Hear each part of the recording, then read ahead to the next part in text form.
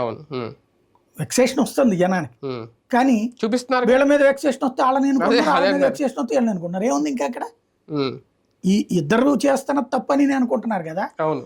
ఇది ఒక తాత్కాలిక స్వాంతన కార్యక్రమం లాగా ఉంది, కానీ రోజు ఇది చూసాం కాబట్టి బోరు కొట్టింది ఇప్పుడు వాళ్ళని చూస్తున్నాం అన్నట్టు. ఓ సిస్టమేటిక్ గా పబ్లిక్ ఆలోచనకు అనుగుణంగా మనం చేద్దామని ఎవరు అనుకోవట్లేదు. నిజాయితీగా అయితే ఇప్పుడు వీళ్ళు ఐవీఆర్ఎస్ సిస్టమ్ పెట్టారు. ఇదే ఐవీఆర్ఎస్ సిస్టమ్ ద్వారా ఇదిగో అయ్యా మధ్యాహ్న భోజనానికి ఏ పేరు పెడదాం, ఓ 4 పేర్లు ముందు క్యాబినెట్లో అనుకుని, లేదా 3 పార్టీల వాళ్ళు ఉన్నారు కదా, ముగ్గురు కూర్చుని ఒక్కొక్క పార్టీ నుంచి ఒక్కొక్క పేరు చెప్పండి, చెప్పి ఆ 3 పేర్లు తీసుకొచ్చి ఐవీఆర్ఎస్ పెట్టండి.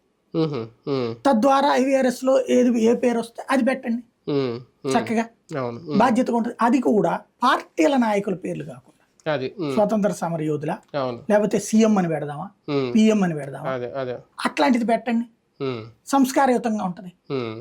కాకపోతే అట్లాగ ఉండవు.